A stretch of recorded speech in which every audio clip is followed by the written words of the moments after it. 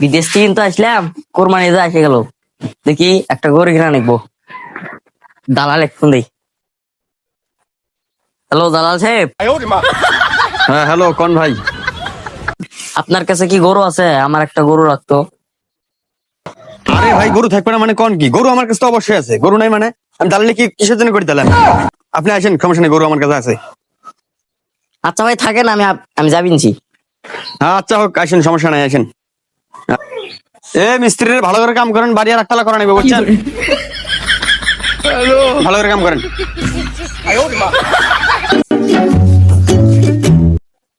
আরে মক্কেল ওডি নাকি?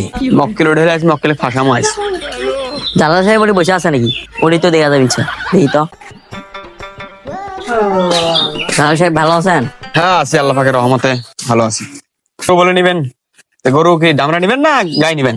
আমরা দামরা। আচ্ছা হোক, সমস্যা নাই, গরু দেওয়া যাবো। গরু হাতত প্রচুর পরিমাণ আছে, বুঝছেন? সমস্যা নাই। দালাল সাহেব আপনার হাতে কি আইফোন? আরে হ, আপনাকে মতন লোকে মারতে মারতে আমরা খাই। কিছু কইলেন নাকি?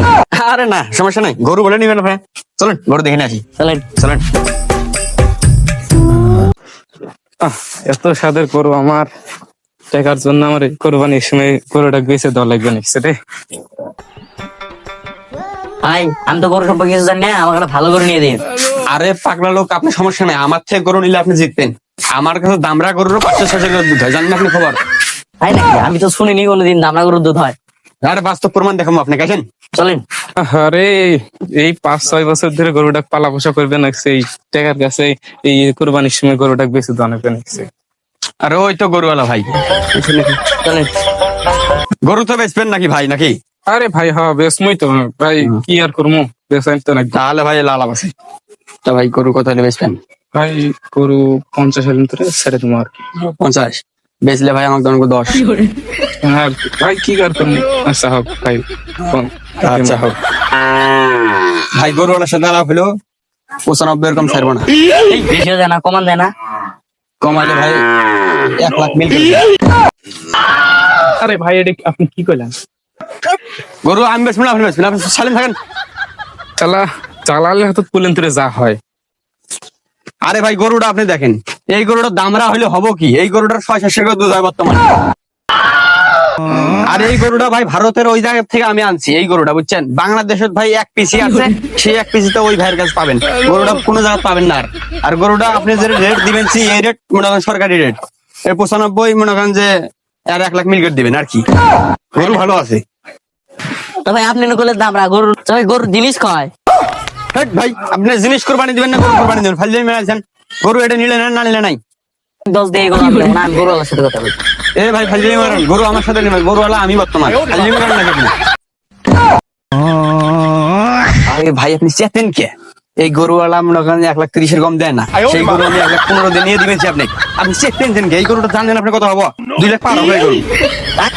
তাই নাকি? আমার কাছে ব্যাপারটাও অন্যরকম লাগবে।